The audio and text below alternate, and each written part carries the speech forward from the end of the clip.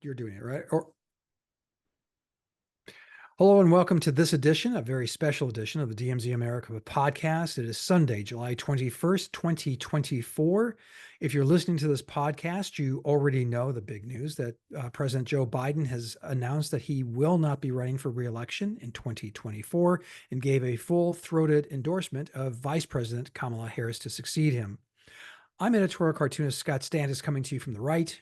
And I'm editorial cartoonist Ted Rall, coming to you from the left. And, you know, I'm feeling sad, Ted. I'm feeling sad, not for Joe Biden. Fuck Joe Biden. Fuck his enablers. But I'm feeling sad for the country. I feel like I felt when 1974, when Richard Nixon resigned from office. I feel a little sadder then because I was the only dork in my civics class who kept saying a president would never do such a thing, just to show how naive and incredibly stupid I was. But now I understand you, last time we spoke earlier in the day, you were working on a column or a piece for the Wall Street Journal. You want to share that with the listeners? Yeah. And if it doesn't make the Wall Street Journal, I'll just read the very beginning, and maybe I'll read the ending too, to tell you where I'm coming from. Poor Joe. No, poor us. Poor United States. Poor Democratic Party. We've been suckered. While we were fearfully obsessing over the ethically challenged Donald Trump, a much more talented grifter, Joe Biden, along with his hidden passel of co-conspirators, conned the electorate, the news media, and most of his own party's leaders out of the American presidency. Biden, I'm going to go skipping to the end here, was elected under false premises. He does not deserve our sympathy. Save your pity for us. He was quote unquote president asterisk, not president. We don't really know who made the decisions in the White House. This is not how democracy or representative government work. Bidengate was the co-option of a major political party, a coup d'etat, and an insidious attack that the American people couldn't defend themselves against because they never even knew it happened in the first place. A stooge was installed, so perfectly ironically, by those who loudly claimed to be defending democracy from a wannabe fascist. The Democratic Party traitors who carried out and knew about this obscenity should be held legally and politically accountable. I agree. I couldn't agree more, Ted. You and I talked about this earlier in the podcast, and an earlier podcast, has even spoken on it on your show on Sputnik Radio. And in fact, 3 years ago, you and I were saying this exact same thing and being screamed at by a lot of different people, all of them protecting the president of the United States. This was, in fact, a coup d'etat. The media was culpable. Now, all of a sudden, they're going, how could this have happened? How dare he? And the fact of the matter is, they were just as complicit as his staff. His staff was running the country, clearly. And now, all of a sudden, Ted, I'm not sure if you've looked at social this last, say, 8 hours, the mainstream media is showing video that they never showed before. Oh, I haven't seen this. Of Joe Biden. I never saw the video of Joe Biden being helped off the stage after the debate. It's very sad. Listen, you've dealt with a parent dealing with dementia. I'm dealing with one now. It's sad. So I don't say this with any joy. What I do say it with is, as do you, is a lot of anger. You know, we were lied to. The democratic processes of this country, the Constitution was shat upon by this administration. Yeah, and for them to have people who installed it precisely and knew what they were installing. What they did. They installed a dude who came in 4th in Iowa, 5th in New Hampshire, was already showing signs of dementia, was the oldest person ever elected to the presidency by far. I mean, what were they? This is not a situation like Woodrow Wilson has a stroke in the middle of his second term, or Ronald Reagan, who we now have good reason to believe was suffering from Alzheimer's the last year or two that he was president. Okay, in that situation, let's say we'd elected Biden. He was old, but he was okay when it started. And then halfway through his term, things start to go bad. And then the administration's like, well, we're not running for re-election. We can keep this going. We don't want instability. We don't want the Chinese or the Russians to take advantage. We're just going to keep this on the DL the last year, ease him out, and move on. But that's not what they did. they literally decided, hey, we're going to re-up. We stole 4 years. We're going to steal 8. We're going to we're going to do this again. We're going to hide this guy from the from the entire world media, and the entire population through a presidential reelection campaign, so that, and we know that, and to make that even worse, he didn't get sick year 3. He was sick 4 years ago. And now it's like, and then they were like, we want to do this again? Fuck them. I mean, it's like, there's no excuse for it. And the thing is, the way that they behaved, I mean, I know, okay, this was their plan was, well, we'll just shout everyone down, right? We'll cancel culture them. For anybody who dares to speak up, we'll just shame them. And like, you know, that's how it'll work. Okay, so here's the thing. If you take a big gamble, you know, like, you decide to roll Ocean's 11, you're going to hold up a casino, steal millions of dollars. If you get caught, you're going to prison for the rest of your life. Okay. Similarly here, these people should go to prison for the rest of their lives. They made a huge gamble. They fucked up, they lost, and they managed to piss off a lot of people like us while they were doing it. And not just us, the voters knew, and they lost the Democratic Party. What credibility do they have now? I mean, think about what a joke it is. The president has a cold. The president has a stutter. The president has jet lag. You know, the president has jock itch. I mean, what? I was talking to a friend of ours, a mutual friend of ours from Chicago, and she was saying all of that bullshittery. I'm sorry. And you're just going, you've got to be kidding. I mean, the jet lag thing, she threw out the jet lag thing 9 or 10 days after 11 days. 11 days after he'd returned to the United States. You don't have jet lag after 11 days. And if you do, it's not jet lag, it's dementia. You talked about hiding him from the world, and they were successful. Don't forget, these guys got away with it for 3 years. They did. Although they didn't get away with it if you were observant. But what I've come to understand, well, like you and I saw it. We talked about this yesterday on the podcast, where we said, you know, where I was saying they don't like, I've really come to realize that most people don't really pay much attention to politics on a day-to-day or even week-to-week basis the way that we do. And that's not to say that they're bad, but the point is it explains why a lot of people could be, I mean, you know, you can't really know how bad a debate performance was if you didn't watch it. And that's, I think, and, you know, there's always exaggeration in politics. So that's what happened, right? I mean, it's heinous. This is a major political crisis of epic proportions. And this is where I hate the Republicans. I hate the Democrats, because whenever they do hearings against the other party, it just gets stupid. But this is one of those instances where I really would hope you could get, if there happens to be one, a sober Republican to chair a committee, a special committee. James Comer, the chairman of the House Oversight Committee, who has definitely engaged in some clownery over the years, has expressed an interest in, first of all, subpoenaing the Robert Hur audio interview that the Biden White House refused to release on the grounds of executive privilege. That was the tape in which the special counsel concluded that Biden couldn't be charged with any wrongdoing for mishandling classified documents because he would be viewed as a well-meaning old man with a poor memory. Let's not forget Robert Hur got insulted, like he caught when he mentioned the fact that Biden didn't know what years he had served as vice president or what year he had, Beau, his son, had died. And people, again, they said, you know, whatever. No, there's no whatever there. I mean, Robert Hur, we now know, was telling the truth. And you made a major stink about it, and the pushback on you from, you know, the Democratic Party. I'm a heretic, Scott. I'm outside the tent. I've gone off the reservation. I'm breaking the rules.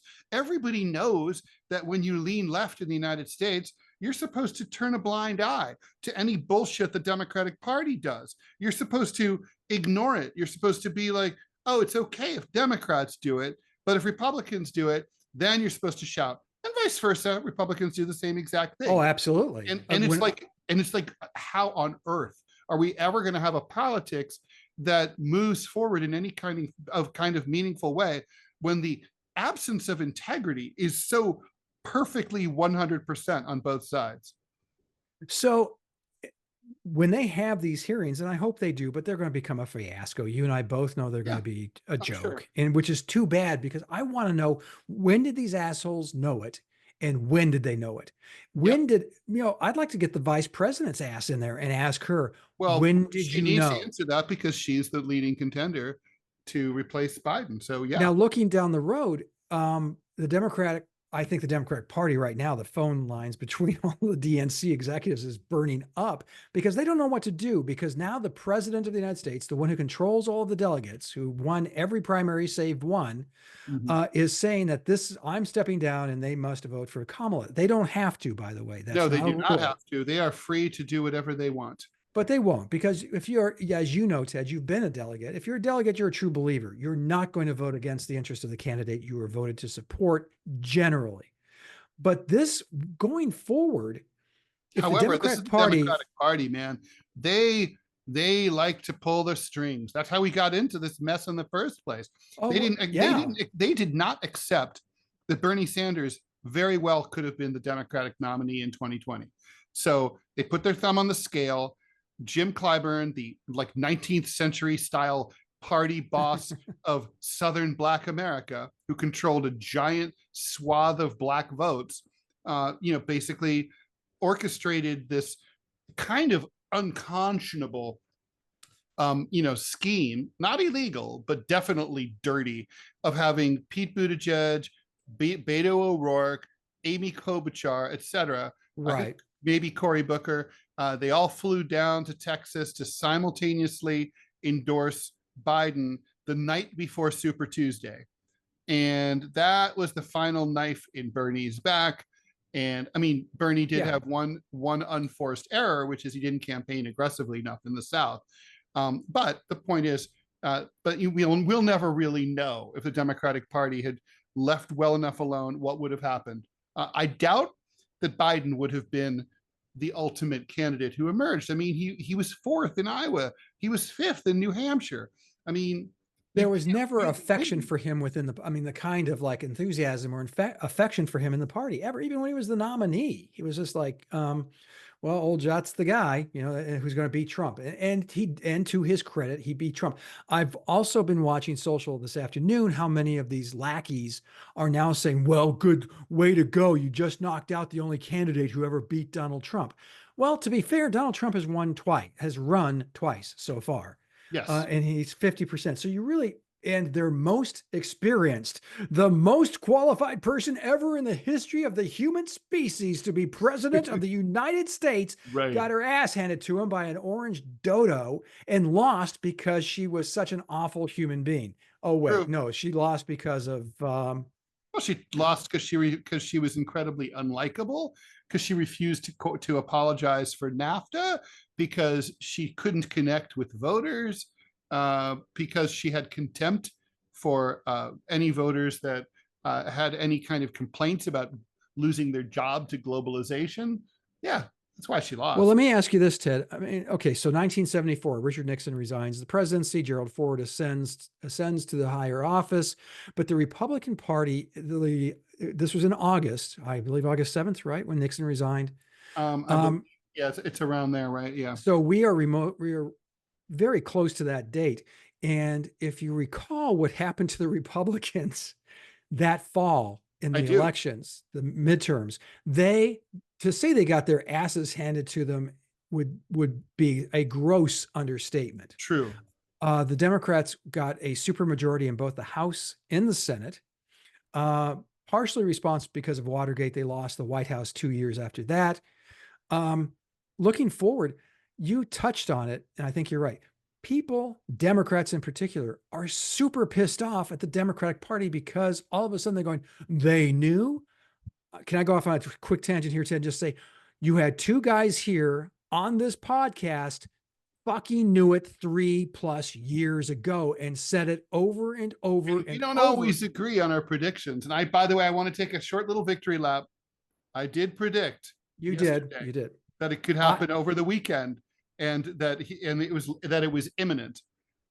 Well, you said the weekend before that too, but we will ignore that. Well, I did say it could go on. But you did say that this was going to happen another week or two. But I said it was going to. I thought that Biden, from every indication, was just going to hold on with both, bony little wrinkled hands and not let go. I'm not sure what happened over this weekend. We'll find out eventually.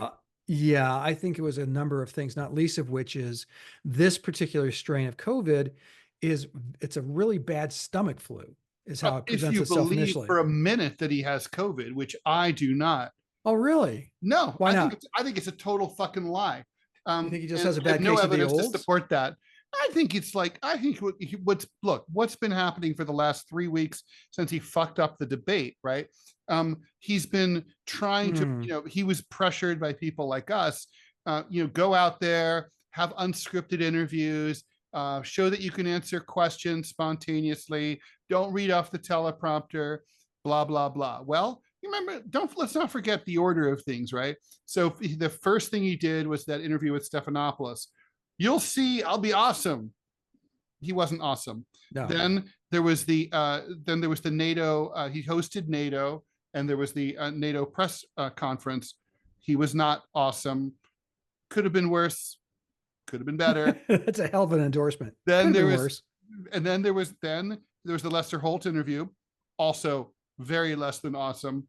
And so now, literally, I mean, he just couldn't do it, right? He was never able to hold a town hall or do a real interview and come out of it unscathed, or do a freewheeling press conference with American reporters. He just couldn't fucking do it. Imagine like the White House tour famously that Jackie Kennedy did, where she showed the remodeling of the White House and what she had done to fix things up. And she's just speaking off the hook, walking around and looking at this, looking at that. The first day he mentioned Jerry Ford's presidential breakfast, where he's joking around about waiting for his English muffin to toast. Joe Biden couldn't do anything like that. He couldn't. And so he basically, it was kind of like, oh, fuck, oh, fuck, oh, fuck. Every time I make a public appearance, I only make things worse. I know I have COVID. That's an automatic 5-day vacation. So you may be right. I mean, who the fuck knows? You cannot trust these people. And that's, I'm looking for, now I want us to turn the lens looking forward. Yes. Because we're the podcast that looks forward. We do. Well, we look back. We look both ways. You can look both ways.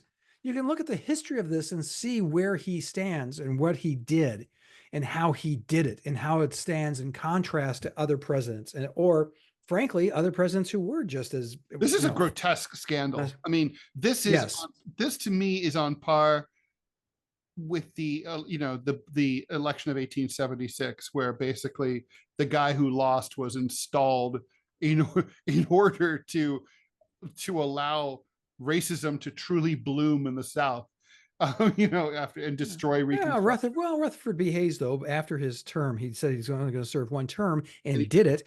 Gee, and he did an okay job, I know. But he's a very good former president, actually. He came out. Samuel Tilden shamed the Democratic Party, and agreed to relinquish his victory. Anyway, I think this is a massive scandal. When the truth is known, people are just their jaws are just going to hit the floor. I mean, we need a full-fledged investigation. These people shouldn't be walking free. They're dangerous. I agree. It was a coup d'etat. It was a takeover. So looking forward, we have hearings, which you and I both hope they have, and they are at least at some degree, actually trying to find. In the meantime, we have an election to deal with, and you have an election. Right now, Republicans are calling for the president to resign, and they're arguing that the Ted Rall argument. It is the Ted Rall argument. If you can't campaign, how can you govern? I think they're right. They are right. No, I agree. And I think frankly, it would help. It would also help Harris.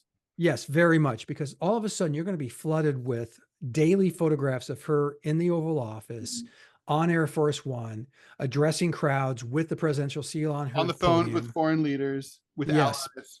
Precisely. I would definitely, and I don't disagree with their analysis of this. Going forward, the Democratic Party, I don't think anybody trusts. The reason I mentioned what happened to the Republicans in 1974 it's applicable to today. Will anybody trust the Democrats, including Democrats, the Democratic Party? Because they knew what they were electing. They knew what they were pushing. And then they got caught. They really thought they could pull this one off. Yeah, And they damn near and did. they really thought the American people were stupid. And the thing is, Well, the they're not American wrong. people are stupid, but they're not stupid forever. You know what I mean? Like they basically, when they turn their attention to a problem or to a situation, they are able to suss out bullshit. It's often way too late, but they are able to catch it. So, okay. I think going into the convention, are they going to allow the DNC muckety mucks? Are they going to allow anything resembling an open convention, or at the very least, They'll have to. I think it was David Axelrod who's recommended an open kind of, like regional town halls where you have the 4 or 5 of the top candidates sitting around talking about this. Okay, so here's, as a former lapsed Democrat, let me just say my problem with this. It's like, so how did we got here? Because you guys repeatedly screwed progressives out of primary processes. Jesse Jackson in 1988, Howard Dean in 2004, John Edwards in 2008. I don't think they Bernie were Sanders out in 2016 and 2020. And now, and this time you screwed also Dean Phillips, RFK Jr., and Marianne Williamson. You cheated and defrauded these individuals. Okay. And like, so now you're going to have a transparent process. Like, who's going to choose when you say like the top candidates? Who's going to choose who they are? It's like, so it's going to be a list that pundits came up with, like Gretchen Whitmer and J.D. Pritzker and Governor Bashir and these Josh Shapiro, these Gretchen Whitmer. Really, those are the people we're going to choose. So like, what about other people? What about Dean? What about Dean Phillips? I mean, he fucking called it out from the very beginning. He was right. He doesn't get a seat at the table. Marianne Williamson got screwed. She deserves a seat at the table, but if she is serious, so the point is, I think the thing is so borked at this point that you can't have a process that comes off as small d democratic. I think it's like no one will trust it. There's been brokers like power brokers like James Carville who are suggesting, respected former presidents like Obama and Clinton could host these town halls. It's like, oh, you mean the 2 guys who are from the right wing of the Democratic Party and who helped screw the progressives like Bernie Sanders? Yeah, no thanks. No thanks. So if they want progressives to be at the table this fall, that's not going to work unless they end up really working, bending over backwards to bring progressives on to the table, which frankly, the DNC has a very poor record of doing. I think if they want to do this in a way that makes sense, my advice to them would be, leave it. You've done enough. Just like at this point, just like let the process pay out in accordance with the rules. At this point, all the delegates become unbound. Let the wheeling and dealing begin. Let the would-be prospective candidates go to the convention, meet with everybody's allowed to make public appearances as much as they want. Everybody, they can do that now. They can run ads. But the delegates are all uncommitted. And if most of them all decide to support Harris because of the reasons that you say, which makes sense, then she wins. And but the point is, like, just follow that'll the never fucking happen. rules. But it won't happen. And you and I both know it. I'm looking at 1968 Democratic Convention. McCarthy knocks President LBJ out of the race. Very similar kind of circumstance, same kind of timing. That LBJ said, if nominated, I will not run. If elected, I will not serve. But McCarthy gets to, and then RFK Sr. jumps in the race. He goes, I'm a person of courage. If I can win, if someone else wins first. It was kind of a bitch thing for him to do. He gets in and he wins California, which makes him competitive at the convention. But the thing is, Eugene McCarthy should have been the nominee, and they fucked him over. Back rooms, smoke-filled back rooms, and out comes say it with me, Ted, Vice Hubert. President Hubert Humphrey, Yes.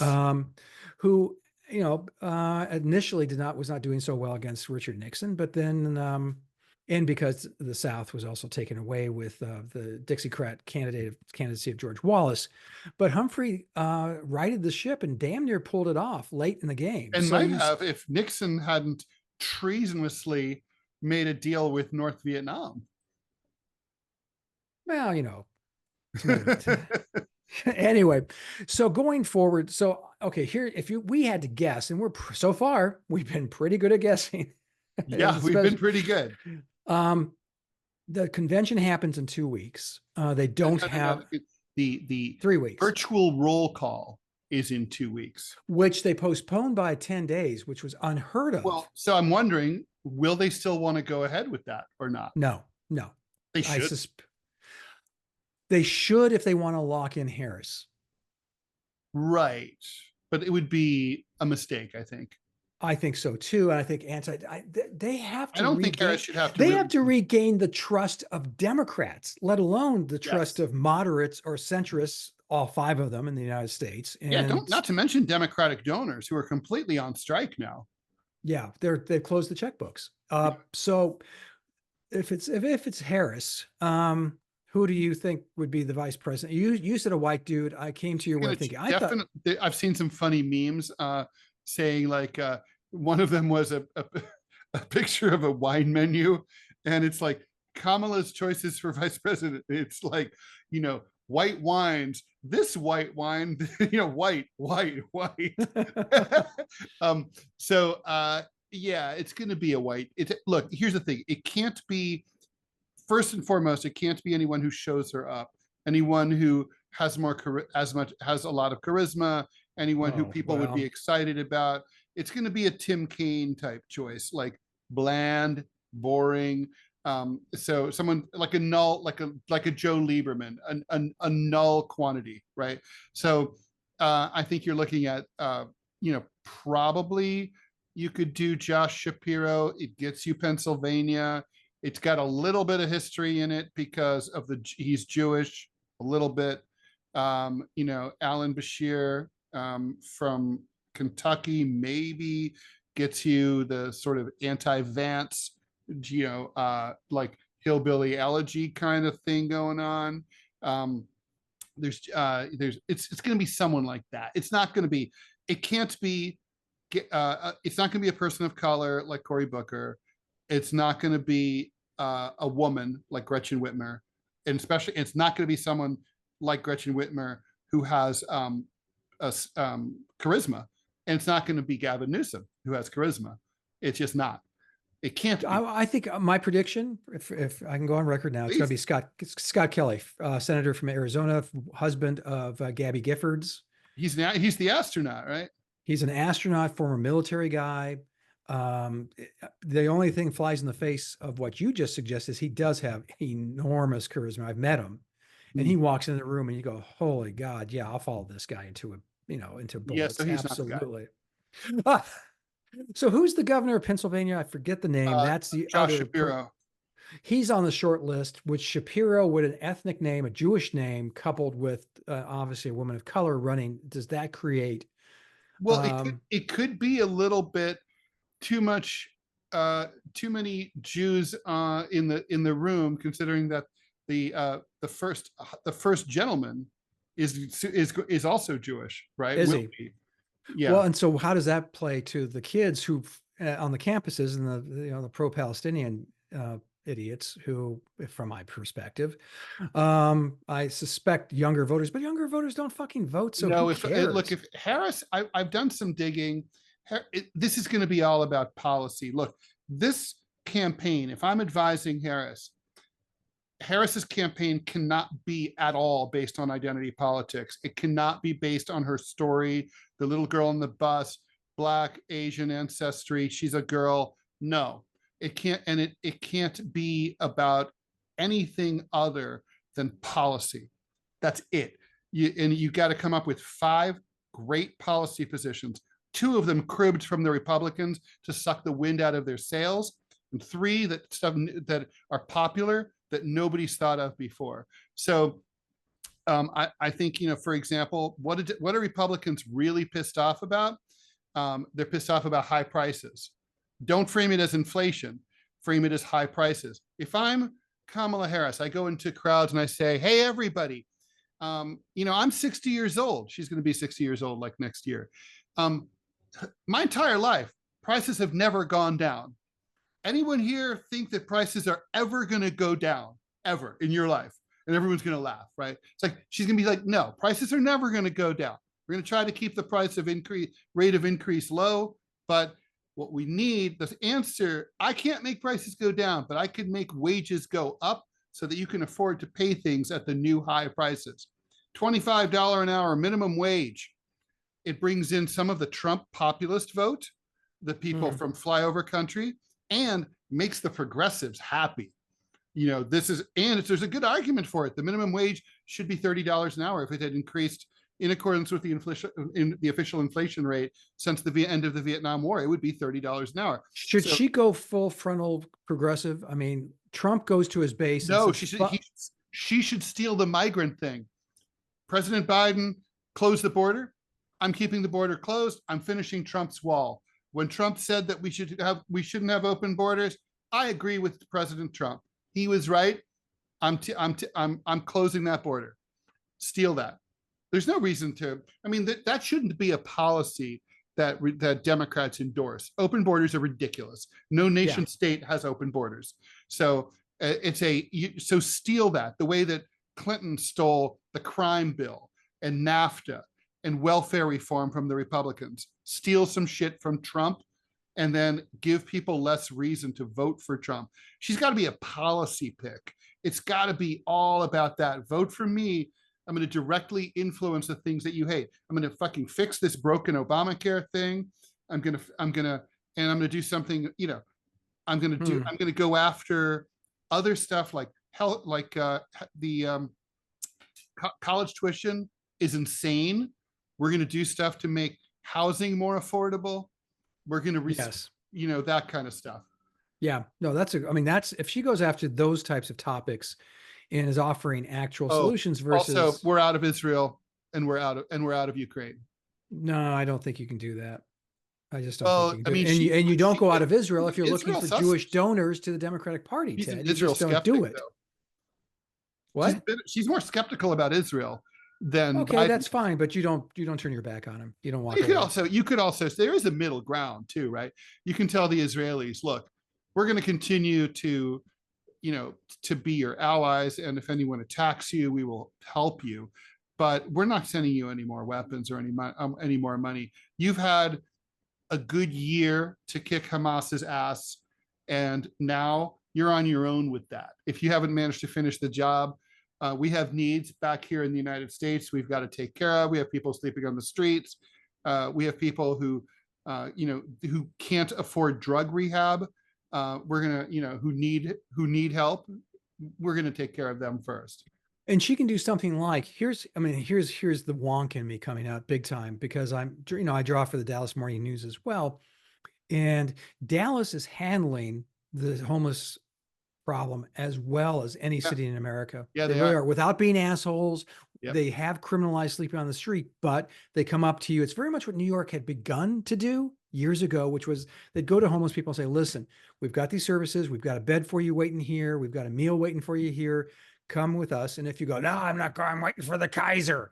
Well, then they can pick you up and put you away. So, and it's actually had an appreciable effect on the homeless situation in Dallas. What a great move to say, I'm going, fly to Dallas and say, and say, they're doing it right here. You know what? I mean, I don't care what party you are. They're doing it right and it's working. This is the kind of model we're looking for in the Harris administration. She will fuck up if she makes it like an ethnic play, though. Yeah. Like, oh, no. Oh, it's crazy. And you can do that to a point. I think there is something, and I mean, it's not the time. It was the right time for 2008 was the right time to play that card for Obama. And you don't have to say I'm a woman, a historic first, a woman running for president. You don't have to say that. Her. It's super obvious. Yeah. Yeah. Given the physiology of our species. Yeah. Given the physiology of our species, it's super obvious that Okay. Oh, also, she could definitely play up the prosecutor shtick. Oh, Like she has to do that. She has to do that. I know it's a you're going to great hate it. shtick, right? I'll hate it, but it's like that whole like, Yeah. Donald Trump is in prison, and I'm the person who puts bad guys like Donald Trump in prison. There you go. Yeah, that's the line. And I think you put her next to someone like us, and this is where I think Kelly's a good call. First of all, he's from Arizona, so they need Arizona to win. You've Well, got Gabby right Gifford. now, they need some states that they didn't used to need. New York is now New Well, York okay, State if New is York now a isn't playing, battleground state. New well, Jersey, they need New Jersey. then you're looking at 1984. You're looking Right. at Reagan against Mondale, and this is going to be a bloodbath. Well, that's likely to be the case. I mean, so okay, so I think so. Here's the thing: it'll probably be her. What do you think she will do in terms of her campaign approach? Do you think she'll follow? I mean, she has to cobble. She has the classic. She confronts the problem that every modern Democratic nominee faces, which is the issue of cobbling together a fractious coalition between progressives and corporatists. How while the Black and Latino vote are bleeding away to the Republicans, yeah, how does she do that? I think she has to play to her something that I don't know that I've ever seen her do, quite frankly, when she was running for Senate in California or when she was vice presidential candidate. And that is to just project a genuine personal vision. Hmm. I believe that in her, when all the doors are closed and it's a safe room, I believe she's probably pretty progressive. She's very left leaning. And a lot of her, and I say embrace that and run with it. Donald Trump shows that you can run to your base Mhm. and continue and the fact of the matter is, Ted, the base for the Democratic Party is at least twice as big as the Republican Party. True. You just have to get people to vote. Yeah, well, that's the problem. So how do you get them to vote? Um, I think it's a tall order for her because I've said this before and I stick to it. So far, she's shown that she is Hillary without the charm. She's got to get rid of the cackle. She's got to just be Good luck. relaxed. I know. Or I mean, the you cackle do, must be who she is. or you do the Ted Rall route, which is the Richard Nixon route, which does work. And that is, here are the policies I'm going to propose that's going to make your life better and make the life of the nation better. Yeah, just look at the latest. You know how Gallup constantly asks Americans, "What are the top 10 things you worry about the most?" And just look at what that is, and like knock off the first five, and come up with solid policy prescriptions. Right. I mean, the Democrats, I think, are making a huge mistake by complaining about Project 2025 by the Heritage Foundation, because most people aren't going to read that. But the takeaway that I'm hearing from Democrats is, wow, look at the Republicans. They have a whole plan for what they would do if they were elected. Man, that must be nice to belong to a party like that. Democrats don't seem to have any plan. Joe Biden's only plan was to not be Donald Trump. Well, and he would also gave a whole list. If you watched in 2020, Biden, which was my first clue that something was wrong, would say, and I'm going to, the Affordable Health Care Act will be fixed on the first day. Women's reproductive rights will be fixed on the first day. Your tire rotations will be taken care of in the first day. And he said the first day like that was 30 impossible. dozen times. Of course it is. You have the first 100 days. But for that, I think she has to have a big majority in the House and the Senate. That's unlikely, right? I mean, I think you're right. You picked the top four issues: immigration, inflation, healthcare, reproductive rights, and you hit those hard. Abortion's going to be an easy one for her. She's already been doing it. Yeah, you take a stand and you take a hard stand on those issues. Inflation can be fixed. We can fix inflation, but don't forget, inflation was worse under the orange guy. So let's, and one of the things, and she can also say this, and how do you think this, I mean, this hits my political G spot. If she said, in these deficits we've been running, the monstrously huge Trump deficits have got to stop. Or what if she was like more credible and talked more like Elizabeth Warren and said, high deficit spending has been and Nikki Haley said this too, has been a bipartisan problem. And Yes. so I'm not going to just sit there and say, oh, Trump deficits. These are everybody's deficits. And sometimes they were Okay. justified and sometimes not. But we've got to really get this under control. Yeah. Okay. I mean, you and I are kind of steering into the same place. It's just how do you get there? Yeah, And yeah, totally. okay. So Well, then, so we'll see what happens here. obviously. Uh, yeah, I mean, what is your faith? I mean, we're now about to enter the getting to know you Yeah. phase with Kamala Harris, right? Like Kamala Harris's favorite cheese is goat. Yeah. When Kamala sits down with her husband, they love to read the biography of Spiro Agnew. they love to. Their favorite band is Hole. I mean, so it's like we're going to find out all about them. Some of it might be true. Yeah. It's going to be like when Gerald Ford was introduced to the public. Like, so by the way, this guy's your president. You didn't elect him, so let's get to know the former congressman from Michigan. So I think it's going to be like that. How is she going to come off? How's she going to come across? I can't answer that because I thought the rollout in 20 was so bad and she left such a bad impression. And then the first year when they put her in charge of the border and, that interview where they said, are you going to the border? Well, why would I do that? Well, it's where things are. You should go. I haven't been to Europe either lately. And so I was like, what? It was so bad. It was bad. And she was so bad. She was bad. That they hit her. Look, hopefully she's learned a few things. We learn to read tea leaves here in this business that we have. And reading the tea leaves is part of the reason that we were right when everyone else was wrong about Biden being senile. And one of my tea leaves that I read is that her staff was fleeing all throughout her campaign and also during her vice presidency. And that tells me one of two things. Either she's a bitch or her staff felt she's being sidelined and therefore I have no future if my wagon is attached to her wagon, which is not going anywhere. I gotta say, I think probably 80% more likely it's the first one. She's an asshole. And if the public sees that, that's the end of her. Right. If that's what she is, because we already have an asshole. She's running against an asshole. She can't be an asshole.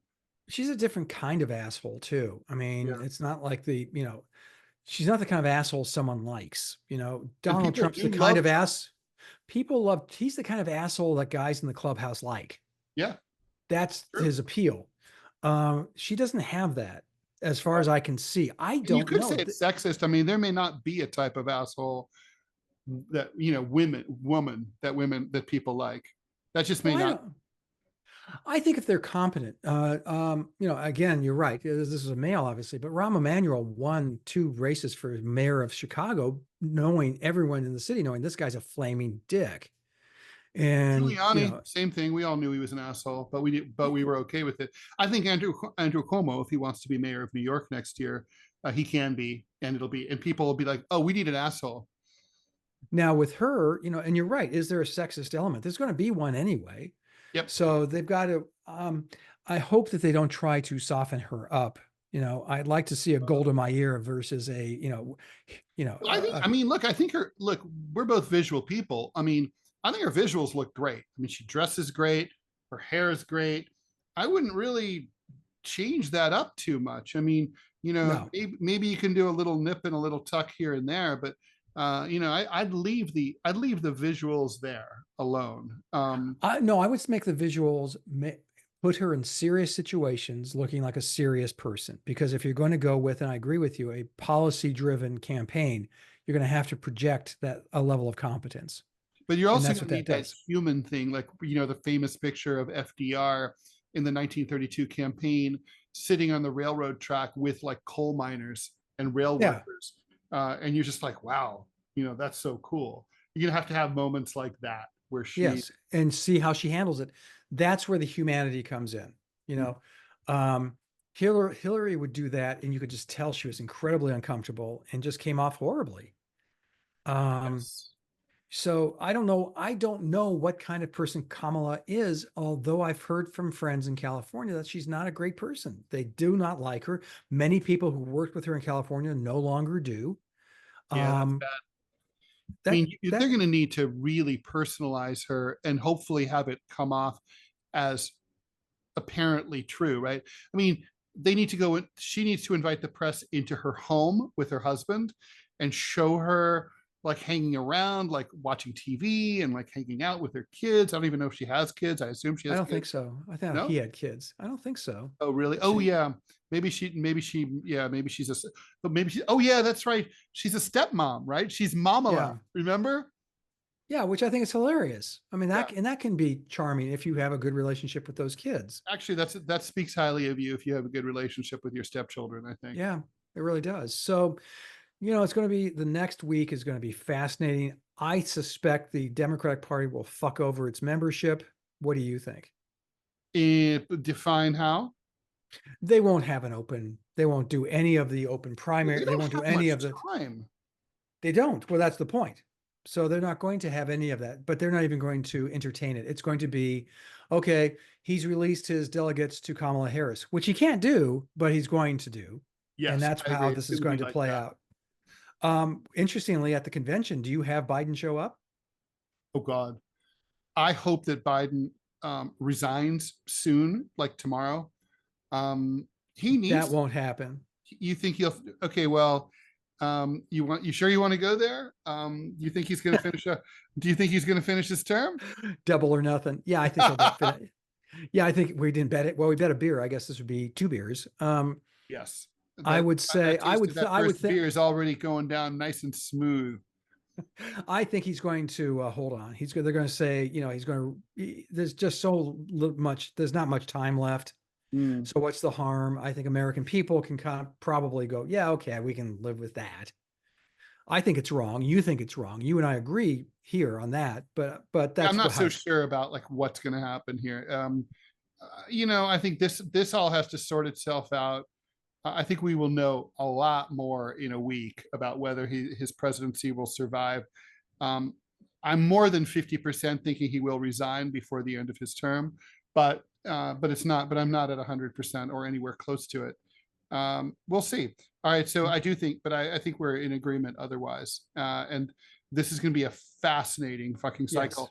I mean, just think about where we were 6 months ago, staring down the barrel of a boring ass rematch between Yep. two old former presidents. Not one down, one to go.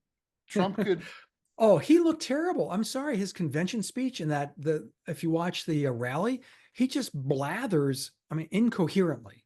And always until does. I mean, he's more than senile ever too. before. He's just senile in a different Yeah, way. I think you're right. I We think should you're get rid right. of him too.